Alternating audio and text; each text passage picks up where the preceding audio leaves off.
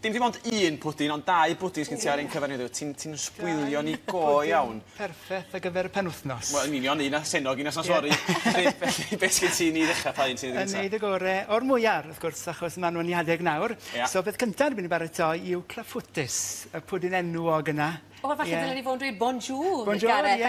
Mae'n dod o Ffrainc, Mae'n dod o Ffrainc, godi mewn yn hollol gywir, ie. A mae'n debyg bod y pwdin arbennig yma wedi cael ei greu, sef y pwdin y bach sy'n ymlaen i fan hyn, trwy hap a damwen, pan oedd na wraig yn paratoi pancws neu creps, dylen ni wein yn Ffrainc, ydy fe.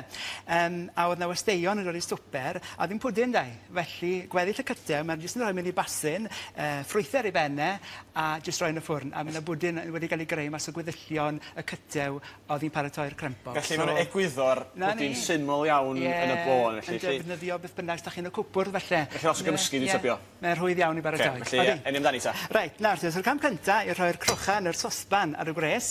A i hwn, dwi am ychwanegu y menyn. Mae'n bwysig bod y gwres ddim yn rhy uchel, achos toddi y menyn ni eisiau ar y deg ddim i ferwi fe. So, just bod e'n dod i'r ansawdd cywir. A i'r basin, dwi am ychwanegu y mwyar mawr braf yma. Yn hyfryd yn un o. Ydw nhw, a god dreulio sydd fynyddoedd fel ti o wain yn pigo nhw o'r ffwyni. A mae rhaid fi gyfaddu bod haen ddim wedi cael ei casglu allan yr awyr agored, bod fi wedi prynu haen. Oedd hi'n bwrw siwt gyd mynd y law ddo, mae rhaid chi casglu nhw pan maen nhw'n sych, so fyddech chi'n mynd i casglu nhw pan maen nhw'n lib, achos mae'r blas ddim o'r grif, a dyn nhw'n cadw mor dda. A mae eisiau 300 gram o hwnna, a pan bych chi yn yr arch farchnad, felly fyddech chi'n meddwl faint yw 300 gram, a 300 gram yw 2 becyn. 2 becyn llawn? Ie, na ni, so mae'n 150 gram yr un. So mae eisiau 2 o hynna. Reit, a taen wedyn, mae'n dibynnu pa mor felus maen nhw. Mae eisiau tua rw llon llwy bwdin o siwgr caster. Felly, fysa chdi'n rhai fwy o siwgr os ti ddeud nhw ddim mor felus yn cael blwyddyn gwael, os chi'n ychwanegu bach fwy o siwgr? Dant yn dyfe. So felly, os ydyn nhw allan o'r perth, fe eisiau bach mwy o siwgr, a maen nhw bach mwy does ddim eisiau cwaith gymaint o siwgr wedyn os ydych chi'n ei prynu nhw. A hwnna, zest in leim. Gwynt yn hyfryd iawn, fan hyn yn ffres iawn. Na ni, chydig bach o fras ffres a chwerder. A mae'r disgyl o fi fan hyn wedyn, sef disgyl sy'n addas o gyfer y ffwrn, o gyfer pobi, 8 modfedd a draws. A mae'n bwysig bod ni yn niro y disgyl gyda digonedd o fenyn, achos does dim byd yn wath na pwdin yn glynu wrth y basin pan mae chi'n ni... Cyfan yn torri wedyn wrth i ti drio tynnu fe mas. Felly, mae fath o beth sy'n ystyried papur pobi yn y gwylod, so menyn ydy'r opsiwn gorau?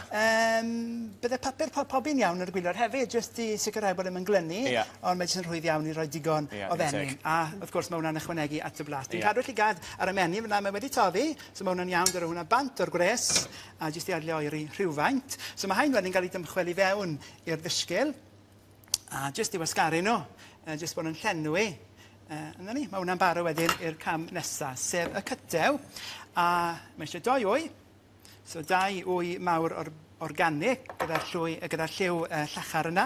A mae gweddill y siwgr yn mynd mewn at y wyau, so mae llon lliw fwrdd yn mynd i'r ffrwythau neu'r eiron, gweddill y ben yr wyau, a syml iawn i chwyrlio nhw. Mae'n dod chydig bach mwy yn y fenog, a bod ni'n ychwanegu air i fewn i'r cytew. Mae hwnna yn ddigon. So just bod ni'n creu swigod fyna ar y wyneb.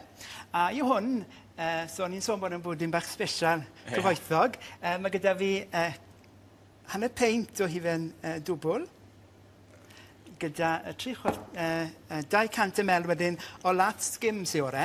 Pam nesaf, tynnu'r broster allan? Wel, achos mae'r dŵr yn y llath yn troi'n stem, a mae'r stem yn troi'n swigod. Sy'n gwneud y pwdin tipyn mwy ysgafn. So jyst i chwyrlio gyda'i gilydd. A wedyn, mae eisiau blawn. So blawd plaen sy'n ore, achos ni'n eisiau'r pwdin mae i godi yn gwres o ffwrn, bod e'n codi yn anwastad. A jyst i'r dyllu.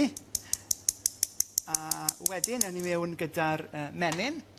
Mae'r menyn yn mewn awr. Yes, so bod y menyn yn mewn yn olaf, achos mae gwres y menyn fe gallu fe i goginio y wyau. A mae eisiau blas.